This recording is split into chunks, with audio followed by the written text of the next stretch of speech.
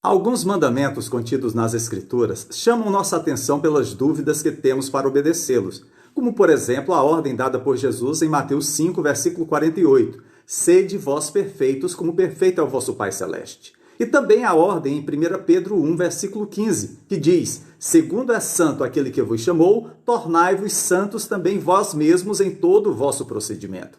Por que Jesus ordenaria perfeição se é impossível ser perfeito?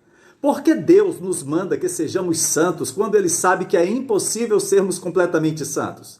Estamos diante de um erro, uma contradição na Bíblia? Não. Dificuldade sim.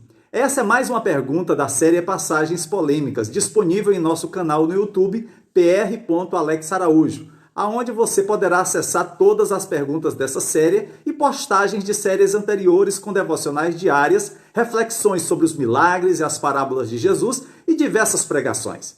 Vamos analisar as duas passagens e tentar elucidar essa dificuldade, pois acreditamos que esses dois versículos trazem ensinamentos maravilhosos e urgentes para a nossa vida. Comecemos com Mateus 5, versículo 48. Sede vós perfeitos, como perfeito é o vosso Pai Celeste. É um daqueles versículos que faz qualquer cristão tremer nas bases. Sei que algumas pessoas poderão até declarar, eu já sou perfeito. Mas a maioria de nós olha essa ordem com consternação, com pena de si mesmo. Além de nos ser ordenado ser perfeitos, Jesus afirma que temos que ser perfeitos como o Pai Celeste. A Bíblia realmente ensina que um cristão pode viver sem pecado? Não. Uma grande parte do mal-entendido centra-se no significado da palavra grega traduzida como perfeito. Este é provavelmente um legado da Vulgata, que é a tradução em latim feita por Jerônimo entre os séculos 4 e 5, e que traduz a palavra grega teleios para o latim como perfectus. Porém, teleios pode significar também completo ou maduro.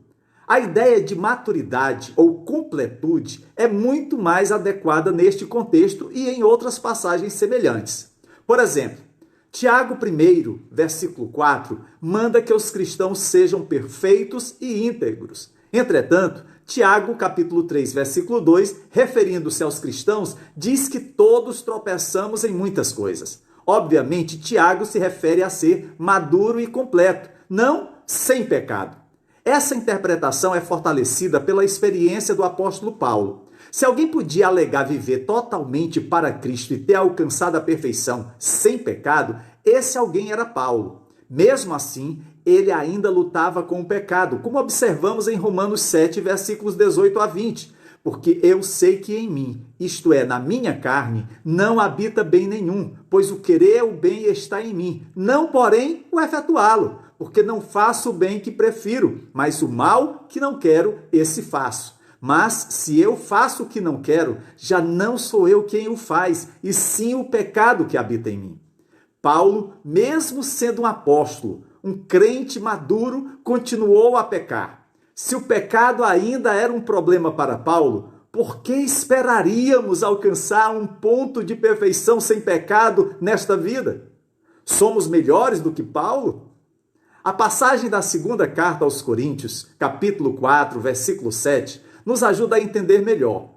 Paulo diz que temos, porém, este tesouro em vasos de barro, para que a excelência do poder seja de Deus e não de nós. O valor não está na beleza do vaso, na excelência como foi feito, no material que foi utilizado para a sua produção, mas o grande e sublime valor está no seu conteúdo, a mensagem de que Jesus Cristo é o Senhor. Aí está a perfeição. E chegamos à maturidade quando nos tornamos cartas vivas, conhecidas e lidas por todos os homens. Como cristãos, não somos chamados para sermos perfeitos no sentido de alcançarmos a excelência plena nesta vida. Somos chamados a ser quem somos, com todas as nossas rachaduras e imperfeições, sabendo que a glória de Deus brilhará através dessas rachaduras no mundo ao nosso redor e que o amor de Deus irá mudar, transformar, renovar, consertar nossa imperfeição, não em um vaso de desonra, mas em um vaso realmente de valor, um vaso de honra. A palavra do Senhor promete que um dia todo cristão estará livre das tentações e das lutas contra o pecado, conforme 1ª carta de João 3, versículo 2, que diz: Amados, agora somos filhos de Deus e ainda não é manifestado o que havemos de ser, mas sabemos que quando ele se manifestar, seremos semelhantes a ele. Tornar-se semelhante a Cristo em sua presença incluirá estar livre do pecado e de seus efeitos nesta vida. Até lá, nosso objetivo deve ser crescer em maturidade e resistir à tentação, pois não veio sobre vós tentação senão humana, mas fiel é Deus, que não vos deixará tentar acima do que podeis, antes com a tentação dará também o escape, para que a possais suportar. Esteja certo que aquele que em vós começou a boa obra a aperfeiçoará até ao dia de Jesus Cristo. Vamos agora para a passagem de 1 Pedro, capítulo 1, versículo 15, que diz: Segundo é santo aquele que vos chamou, tornai-vos santos também vós mesmos em todo o vosso procedimento. É mesmo possível ser santo, visto que somente Deus é santo? A questão é muito interessante, porque pressupõe, primeiro, a incapacidade do homem de ser completamente santo. E segundo, sugere que Deus espera de nós aquilo que não pode ser realizado. Por que Deus nos pediria para fazer o que não podemos? O que Deus realmente quer dizer quando manda que sejamos santos como Ele é santo? Para responder a essa pergunta, é preciso entender o que significa ser santo. O significado básico de santificação é ser separado. Ser santo significa ter todo o nosso ser permeado por Deus. Pouco a pouco, Deus se comunica conosco para tornar nosso ser igual ao dele. Santificação compreende a totalidade da vida cristã, desde o momento de nosso nascimento espiritual até nossa entrada na glória. Concordo com o posicionamento do pastor Drew Murray, quando afirma que a santificação precisa ser vista sob 3 aspectos distintos: passado, presente e futuro. Deixe-me explicar. Primeiro aspecto, o passado. Este aspecto de nossa santificação fala sobre sermos separados do mundo para Deus. É um ato instantâneo da graça salvadora de Deus que acontece no momento da nossa conversão. Naquele exato instante somos santificados, ou seja, separados para Deus, para seu uso. Observe as seguintes passagens. 1 Coríntios 6, versículo 11. Mas fostes santificados, mas fostes justificados em o nome do Senhor Jesus Cristo e no Espírito do nosso Deus. Veja que fomos santificados. É uma ação que já aconteceu, está no passado, mas tem implicações na maneira como vivemos nossas vidas para Deus. Outra passagem, 1 Pedro 2, versículo 9. Vós, porém, sois raça eleita, sacerdócio real, nação santa, povo de propriedade exclusiva de Deus. Já somos declarados santos, pois nos unimos a Cristo em sua morte e ressurreição. Em outras palavras, este aspecto de nossa santificação é uma virtude da santidade de Cristo. Ser santo não se refere a alguns poucos escolhidos dentro da igreja que por acaso vivem vidas extraordinárias, mas diz respeito a cada um dos cristãos no Evangelho. Aos olhos de Deus, somos santos como Cristo é santo, pois estamos nele e ele está em nós. Se você está em Cristo, então você é santo. Segundo aspecto, o presente. Aqui, a santificação enfatiza nossa responsabilidade ou obediência. Mas isso não ocorre sem a graça de Deus. Daí Paulo declarar: é Deus quem efetua em vós tanto querer como realizar, segundo a sua boa vontade. O aspecto presente da santificação é o processo pelo qual diariamente nos tornamos mais e mais semelhantes a Jesus, matando o pecado em nossas vidas enquanto nos esforçamos para viver de acordo com a graça de Deus no Evangelho. Embora tenhamos sido separados para Deus em nossa conversão, devemos agora viver em santidade, crescendo ou amadurecendo nisso. Como está escrito em Romanos 8, versículo 13, se viverdes segundo a carne, caminhais para a morte, mas se pelo Espírito mortificardes os feitos do corpo, certamente vivereis. Precisamos viver pelo Espírito Santo, mortificando os feitos do corpo, pois só assim viveremos. Paulo também diz na primeira carta aos Tessalonicenses, capítulo 4, versículos 3 a 5, que esta é a vontade de Deus, a vossa santificação, que vos abstenhais da prostituição, que cada um de vós saiba possuir o próprio corpo em santificação e honra, não com o desejo de lascívia como os gentios que não conhecem a Deus. A santificação no presente não é opcional. Aquele que não demonstra crescimento na santificação mostra-se um falso discípulo e, portanto, carece de santificação. A santificação não é apenas a vontade de Deus para seu povo, é o desejo de seu povo que verdadeiramente experimentou sua graça no Evangelho e assim se esforça para viver de uma maneira digna de seu chamado, para agradar ao Senhor. Como podemos progredir ou crescer em nossa santificação?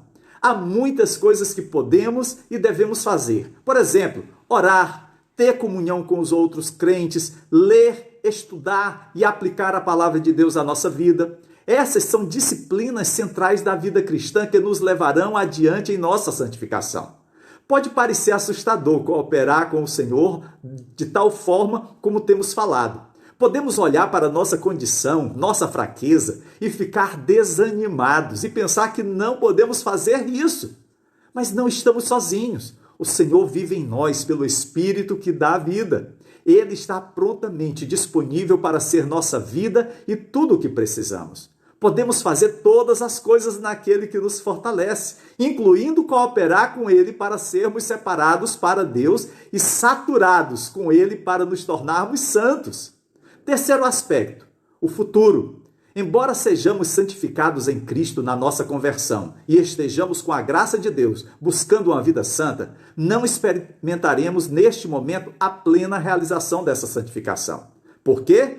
Porque ainda estamos em nossos corpos mortais, afetados pela tentação e, portanto, pecamos. É claro que não pecamos como antes, não somos mais escravos do pecado, mantidos sob todo o peso de seu poder, nem temos a prática de pecar. Mas agora experimentamos a convicção do pecado pelo Espírito Santo, sabendo que desagradamos e desonramos a Deus quando pecamos e, portanto, devemos nos arrepender disso.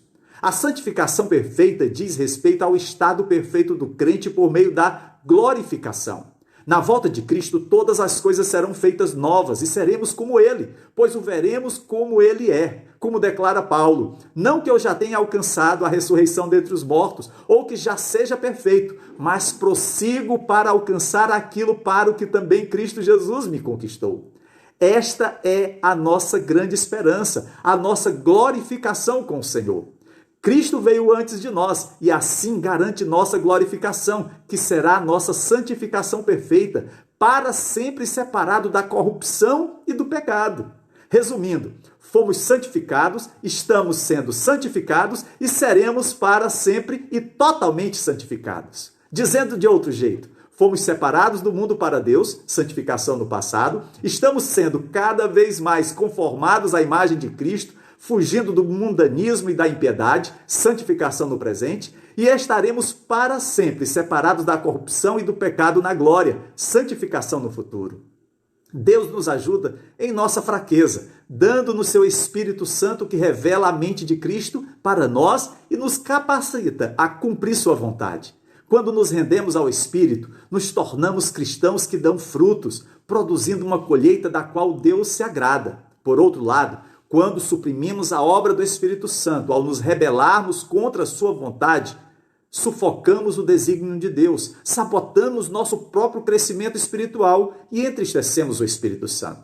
Se Deus foi gracioso o suficiente para nos redimir do pecado e da morte e nos dar uma nova vida em Cristo, o mínimo que podemos fazer é oferecer nossas vidas de volta a Ele, em completa entrega e santidade, que é para o nosso próprio benefício.